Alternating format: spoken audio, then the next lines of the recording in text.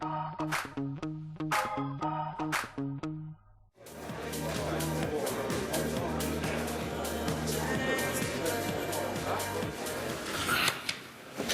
afternoon. Thanks for turning up and making it down into the underground 4 dungeon. You'll be pleased to know that we're not here today to announce David's new fitness DVD, reality TV programme, iPhone app, clothing range, or anything else. We're actually here today to talk about David's comeback at the Manchester Arena, a superb venue, on June 29th. Against an opponent that I'm yet to secure, who will be highly ranked. Last year, David made his first comeback against Derek Chisora, one that he felt he had to do to settle a score. He did so with a fantastic 5th round knockout. Since then, he and I have both sat and waited to see if the Klitschkos would be interested in another fight with David. In absence of any communication from their side, or any willing from their side, David's decided that he doesn't want to sit around anymore, twiddling his thumbs and making fitness DVDs. He wants to be a fighter again. He wants to fight twice this year against highly ranked contenders to put himself in an unavoidable position to be the mandatory challenger and contender to one of the brothers. He's not waiting anymore. He's going to fight his way into position. That's enough from me. Thank you for attending, and I'll pass over to David. Hey guys, thank you for coming down today. I think Adam hit all the points there. I want that heavyweight title back. I want to be the heavyweight champion again. I was hoping that Vitaly would be a man of his word and fight me after I did what he and his team asked me to do, fight Derek Chisora. The winner fights Vitaly. That obviously didn't happen. He chose Manuel Char over myself. I believe my performance against Derek Chisora wasn't what they were wanting. They were hoping for a tough fight, you know. But I made a pretty short work of that, knowing I'd do that. And here we are today. We've been sitting around, you know. I've been obviously busy doing what I'm doing, but you know, waiting for the phone to ring from Team Klitschko. But that hasn't happened. We've sent some, you know, made some phone calls, sent some emails, but no, it fell on deaf ears. You know, they haven't even sent back saying, no, David, we thank you for asking, but we don't want to fight you. There's just been absolutely no communication. So I believe, you know, they've got their strategy, their path, and it doesn't include me in this year. So instead of sitting around waiting a whole another year, I want to get back in there.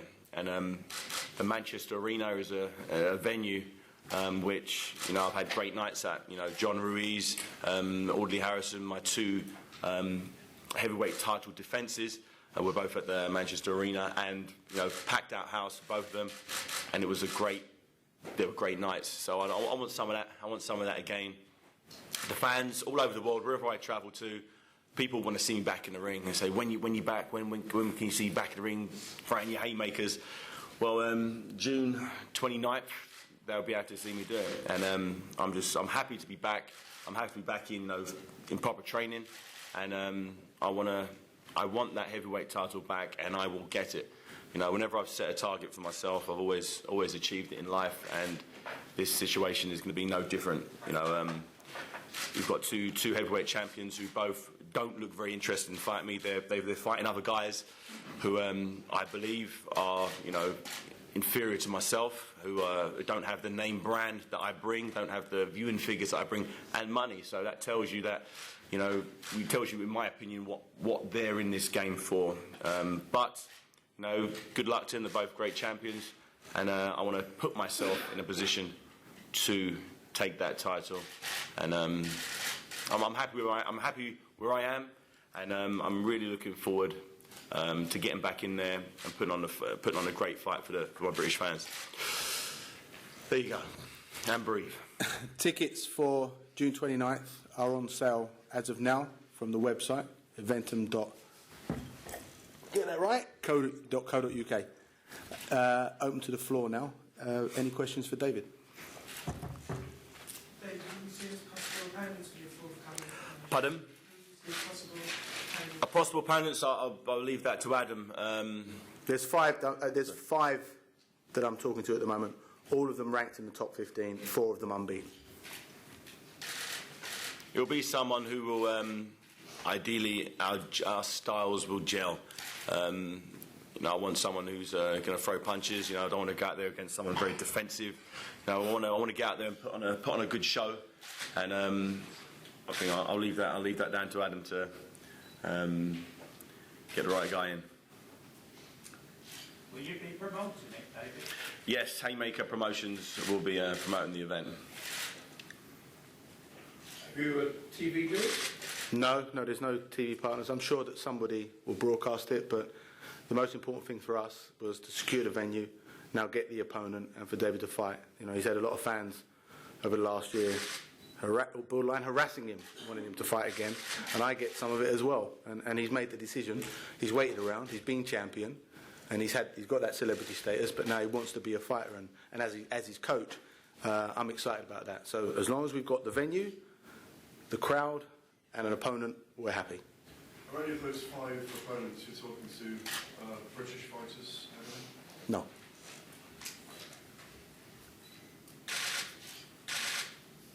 Great evidence of the arenas you mentioned, David. Pardon? You've got great evidence of Yes. the news arena. What sides of that comes back on the house? Just giving the fans an answer every day, maybe 100 to 200 times a day. People are just walking up into the street. When you fight again? What day you fighting? When can I come and see you fight again? Strangely, so a lot of them are people who haven't actually seen me fight live. I've kind of reached out to a different sort of demographic now. After doing a TV show that I did last year, a lot more kids are asking me when you're fighting, because they've seen me on YouTube, but they haven't seen me, in a big fight with all the hype surrounding it. So that's a nice opportunity for me to, do what I do best and knock someone out for the millions of fans around the world. David, the fight against Chisora seemed like a one-off. Does this feel like a proper comeback now? Yeah, the Chisora was exactly that. It was a carrot dangled by Vitaly Klitschko to say, okay, you beat Derek Chisora, and we fight the winner. If you can listen back to the footage, we have Bunter, his handler, or the puppet master of the team, saying exactly what to do. So we already have the puppet master. Yeah. So he said, "You David fight Chisora, and we fight the winner." Okay. I knew it would be a good fight. The British public wanted to see it. It was an interesting fight. Derek was a very tough guy. He had the type of style that could give many people problems. He even gave Vitaly Klitschko a very tough fight, a hard night's work. So people knowing how good Vitaly Klitschko is, when it came down to him fighting me, people wanted that measuring stick. They would say, okay, you went 12 rounds with Vitaly in a tough fight. Let's see how you deal with it. A lot of people actually tipped Derek to beat me before that. They thought I was soft, or I've been out of the ring for a year, or whatever their excuses, what their reasons were. But when it came to it, that was the whole idea of the fight. I didn't take the Derek Chisora fight just to win it, to get this, to get a shot. Winning on points was never an option. And I said that to anyone that had listened, that the fight wouldn't go past 6 rounds. I knew, if I was on form, which I was, I was injury-free, I was training had gone smooth, sparring had gone very well. So we knew, all the pieces of the puzzle were set, and it was all about going out there and getting the job done in half the time, less than half the time that Vitaly could do it. And I was very happy with the performance. The crowd there was happy, although it was raining pretty hard, and a lot of people got wet, and a lot of people wet in the right way. Also, prior to the Derek fight, we agreed. Delayed reaction. We accepted and agreed for David to fight Vitaly in September, knowing full well that David could beat Derek and fight again 2 months later. The day after, I think it was, David beat Derek. Yeah. They decided to announce Mamor Chart as Vita's opponent, saying that they didn't have enough time to promote a fight with David if he were going to fight in July. But ironically, they then did their press conference after David knocked out Derek. So, they say that we didn't want the fight. They say that we turned the fight down. That's not true. The truth is we accepted it, but because David fought Derek and knocked Derek out, they decided to go with Mamucha. David, did you find life boring without boxing? No, life's pretty exciting, to be honest. Not at all. Boxing's been a major part of my life since I was 10 years of age. Going to the gym every day. Putting your body through it. I'm still training, but obviously not to the intensity that I do when in training camp. But it's people, the general public, people I've never met in my life feel so strongly about wanting me to come back. They keep saying, "Oh, but you've got so much left to give," and they're right. I've got no miles on the clock. There are fighters out there, heavyweights out there. You say, "Oh, this heavyweight, he's got a few miles on the clock." I don't believe I'm one of them. I can't. You'd be hard pushed to find any one of my fights where I've taken 20 big punches in any fight I've ever had in the 28 fights I've had.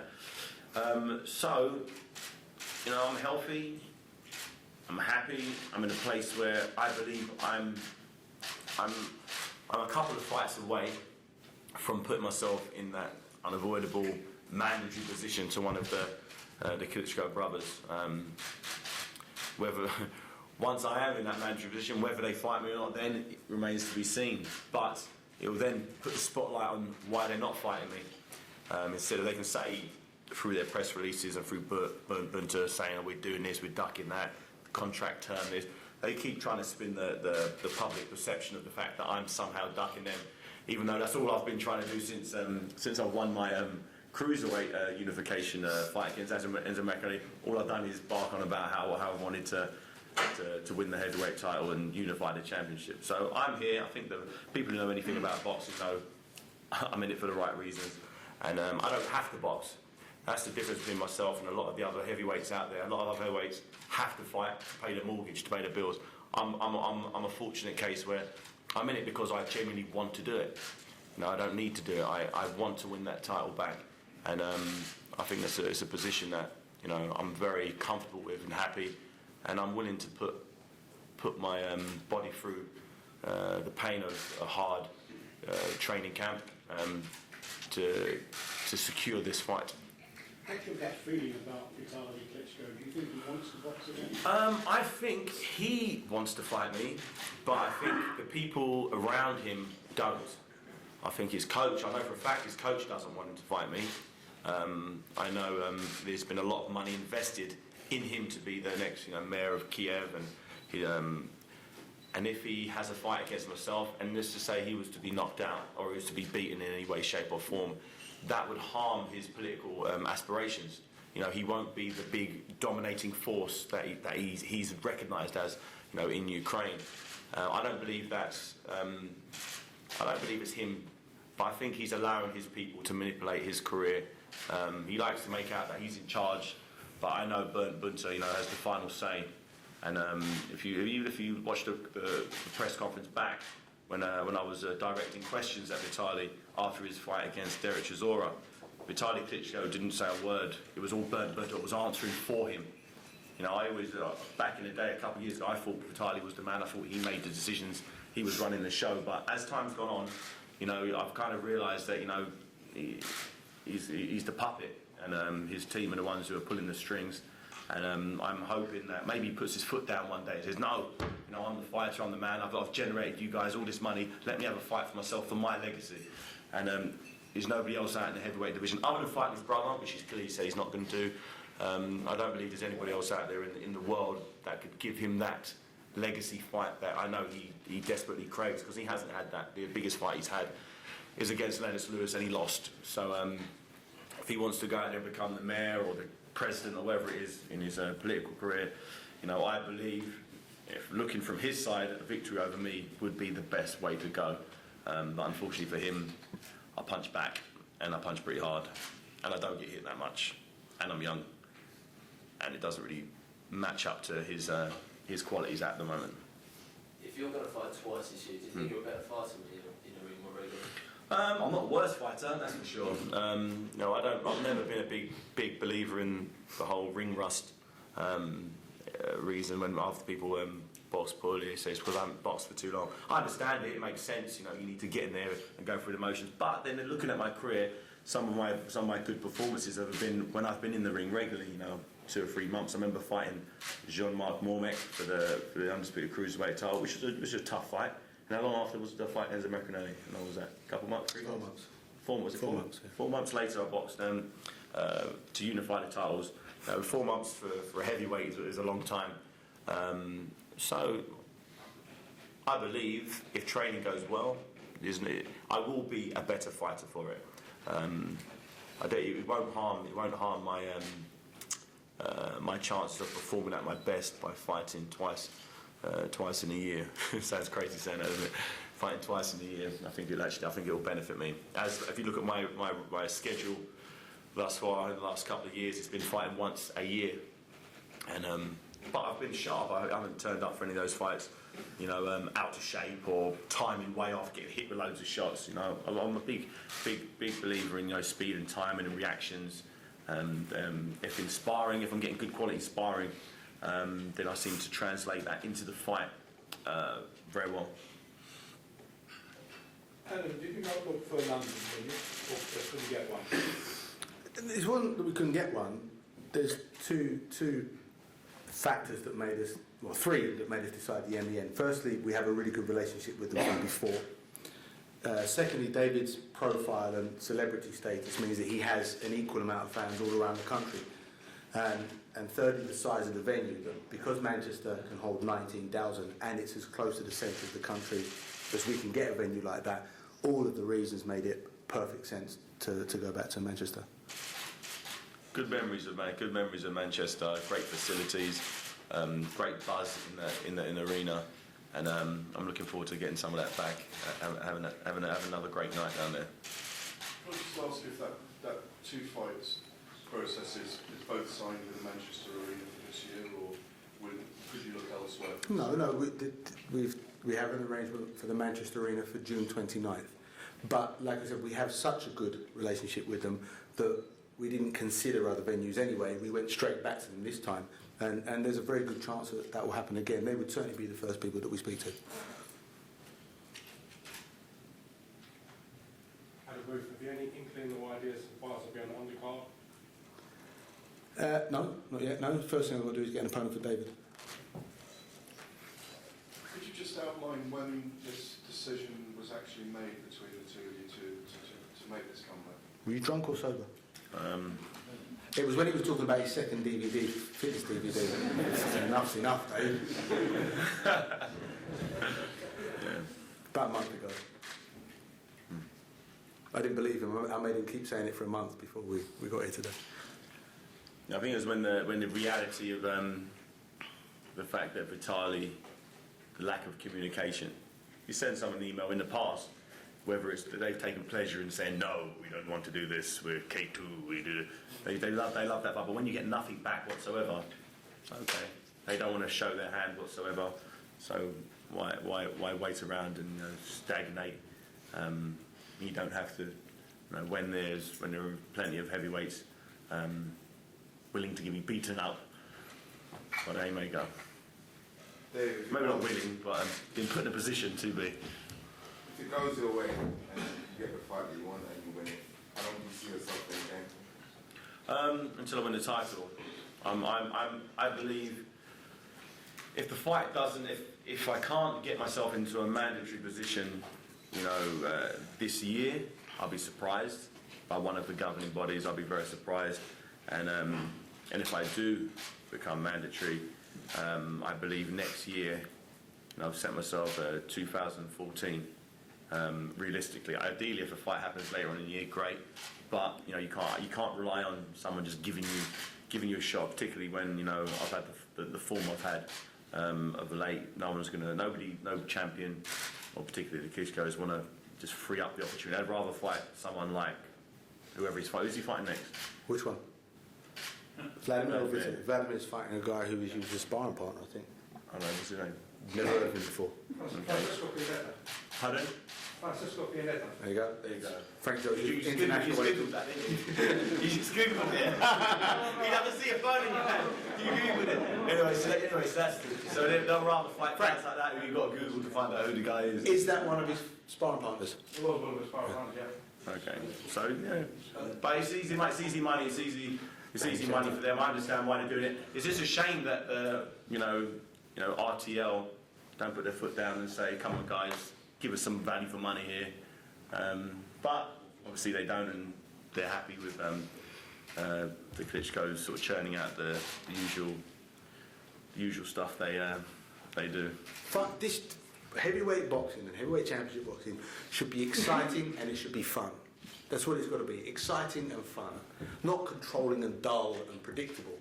And one thing David has brought to the table and is going to bring to the table again is being a fun fighter to watch, who definitely delivers excitement because he can bang hard. You only filth.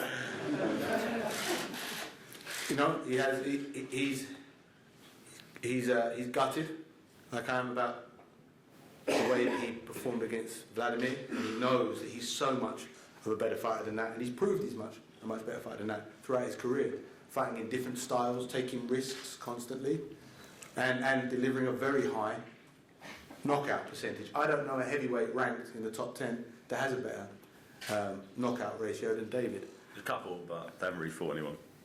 Any Champions. Champions, okay.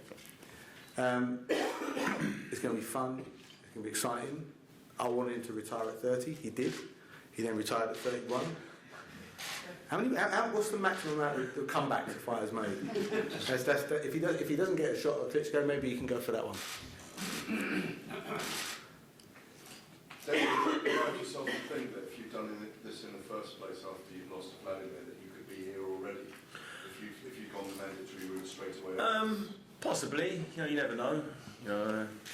But remember, Bunter said in front of you guys, I tell you what, fight Derek, yeah. The winner can fight Vitaly. Hypothetically, if I would have taken a fight against someone else, guaranteed they would have said, right then, we wanted to fight you, but now you're booked to fight this guy, so we're going another route. He clearly doesn't want to fight us, because we said fight to Chisora, and we fight the winner, now he's fighting this guy. You can see he's ducking us, or something. They'd have done some sort of spin that a few idiot journalists would have kind of jumped on top of and said, yes, see, David's running from them, or something along those lines. So I didn't fight anybody. I waited for the phone to ring, which it didn't, and I realised, after a year, years is a long enough time to wait for someone not to phone you. Is there a burning desire to get back in there with Vladimir? Yeah, of course there is. There has been since straight away. I know what I'm capable of. I'm in there every day. I know what I've got to watch back my sparring. I've watched my fights. I know what I'm capable of. And occasionally, fighters underachieve. Sometimes they don't perform at their maximum.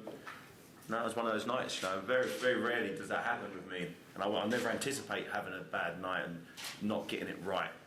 But it happens. And once you accept it, embrace it, and make sure it doesn't happen again. And that's the mindset I'm in. Make sure whatever wrongs need to be righted. And that's what I'm gonna. That's what I've done. And you'll see. And you saw in the Chisora fight.